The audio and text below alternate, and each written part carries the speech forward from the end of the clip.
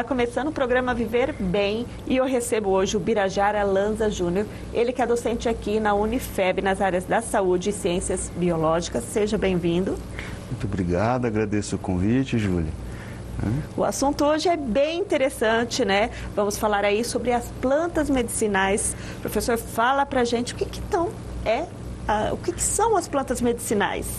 As plantas medicinais, elas são plantas utilizadas pela população, né, na grande maioria das vezes, com finalidade terapêutica. Então, no sentido de prevenir, tratar ou curar uma determinada enfermidade, né?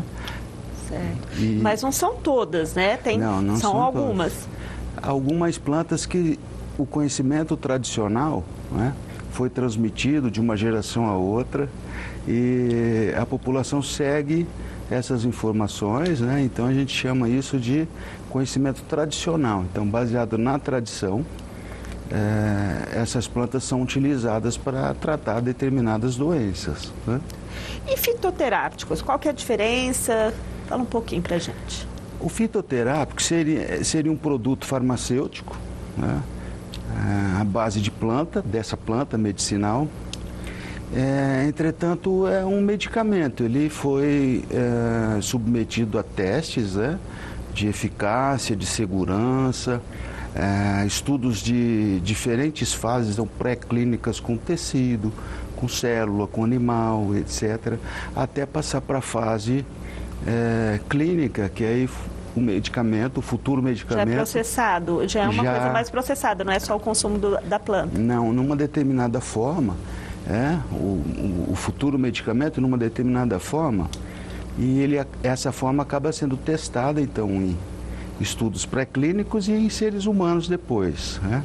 Aí ele vai ser apresentado numa determinada forma específica, o comprimido, o draja, solução, e disponibilizado para venda, né, ou para distribuição na nossa rede, né, SUS.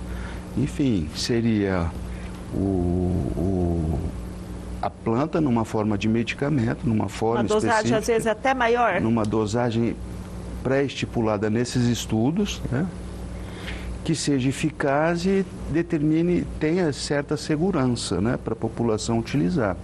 Então, a diferença básica é que o medicamento seria a planta medicinal em situações, em condições específicas, científicas, né, testadas previamente, que determinam o efeito terapêutico esperado. Tá, então, quais as formas de consumo? A forma de consumo do fitoterápico seria via oral, comprimido, draja, solução, etc. E as plantas medicinais a população utiliza geralmente por via oral também, na forma de chás, né? Ou de forma tópica. As pessoas fazem uns preparados tradicionais e aplicam sobre a pele. E tem como conhecer qual planta é medicinal? Tem um segredinho aí, como avaliar? Tem diferença da que é e que não é? Essa é uma pergunta muito interessante, né? Porque para a gente diferenciar, olhar no meio de tantas outras plantas e saber qual é medicinal, primeiro a gente precisa daquela informação que eu te disse antes, que é o conhecimento tradicional. Então, se a pessoa tem, né, uma tradição nessa área, ele consegue aplicar as informações transmitidas de geração em geração, falando, aquela ali é a camomila, não, essa não é a camomila, aquele é o boldo verdadeiro, esse não é o boldo verdadeiro, né? Dessa forma, existem riscos de erro? Sim, existem. A outra maneira de se identificar é com um profissional da área, que ele tem conhecimento técnico, né? Ele tem toda uma bagagem científica. Qual que é esse profissional? Fala para o pessoal saber. Quem que é esse profissional que tem esse conhecimento? Seria um biólogo botânico, né? Um farmacêutico, então fármaco botânico, né? Enfim, diferentes profissionais que atuam diretamente nessa área. Pesquisadores nessa área, que estudam plantas medicinais, né? Então, esses profissionais, eles talvez reconheçam de forma mais efetiva essas plantas na natureza, né, com o menor risco. Não que não eles não possam errar também, porque é ser humano. Tem muitas que são parecidas, né? Muitas são muito parecidas.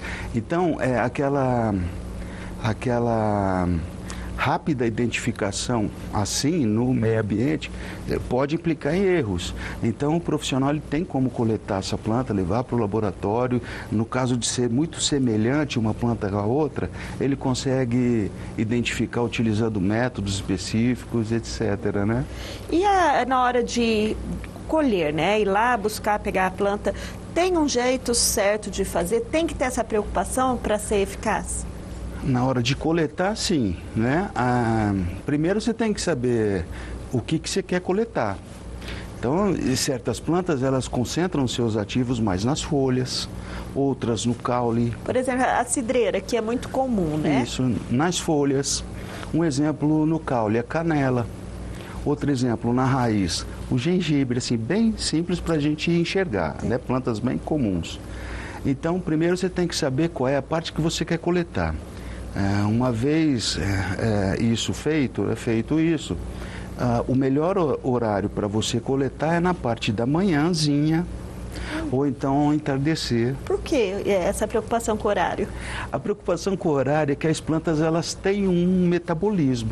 E este metabolismo, né, ele é governado pela luz solar, pela claridade. E quando a gente fala de metabolismo, a planta então está garantindo sua própria vida, ela está produzindo substâncias essenciais para ela se manter. E ao mesmo tempo que ela faz isso, ela também produz outras substâncias, né, que não necessariamente são necessárias para a vida dela. Mas ela produz isso em qual sentido? Os metabólitos secundários. Defesa, né? Comunicação entre as plantas, elas se comunicam, né? Repelir um possível predador. E essas substâncias, então, são chamadas de metabólitos secundários. Então, é algo secundário para ela, mas essencial para a gente, porque são essas substâncias que costumam ter os efeitos farmacológicos. De manhã e no final do dia? De manhã e no final do dia. Este processo todo, ele não está acontecendo de modo efetivo. Então a planta já produziu, ela vai começar a produzir de manhãzinha, então você coleta. No final da tarde, ela também já produziu, vai diminuir o metabolismo. Você coleta, então você sabe que ali está repleto de substâncias que você precisa. E assim, para consumir, na questão de armazenamento, né? Ela tem que ser consumida já ali fresquinho, fazer na hora para ter um resultado, ou pode desidratar, por exemplo, armazenar de alguma outra forma? Sim, as plantas medicinais, elas, inclusive, né, para ela ser chamada mesmo de planta medicinal, no sentido da palavra, ela tem que acabar de ser coletada do jeito que ela está e você já fazer uma preparação para tomar. No sentido de você secar essa planta, né, para armazenar, que seria a finalidade, né, você não precisa estar coletando sempre, né? E se você rasurar essa planta, se você amassar essa planta seca, você triturar essa planta seca, ela passa a se chamar droga vegetal, né? Você vai armazenar essa droga vegetal. Se tem diferença entre um e outro, para o efeito terapêutico, qualitativamente não. Você só vai precisar mais da planta medicinal in natura, uma quantidade maior do que aquela planta seca, porque você concentra os ativos dela quando você retira a água, né, da planta, esses ativos eles ficam concentrados nessas partes. Então, você vai precisar de uma quantidade menor para fazer um chá, por exemplo. Um chá. E como que é para o chá, né? Por exemplo, eu coloco, vamos falar assim do hortelã, por exemplo, eu coloco lá as folhas de hortelã, eu espero ferver ou não coloca? Como que é isso? Como que faz o chá? Essa também é uma pergunta muito interessante, né?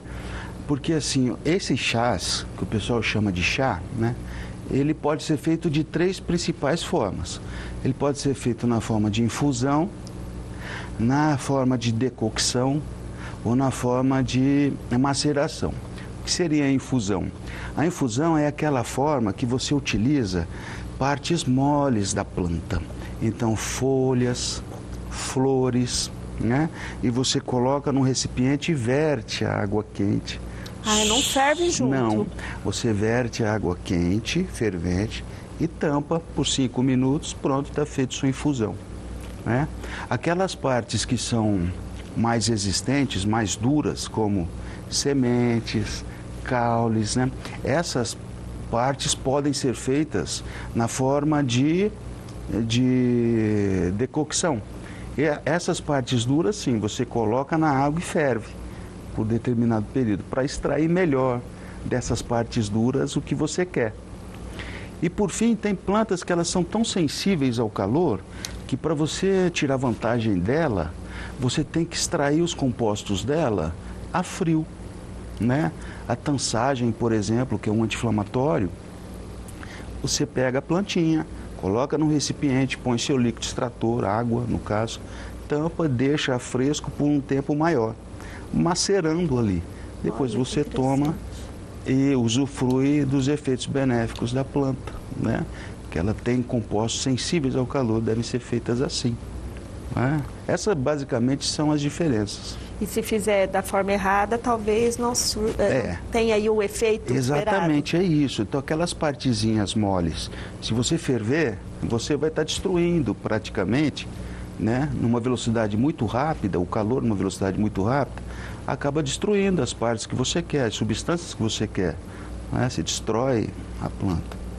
Então, as partes mais duras, se você fizer por infusão, não dá tempo suficiente para extrair o que você quer, porque ela é dura.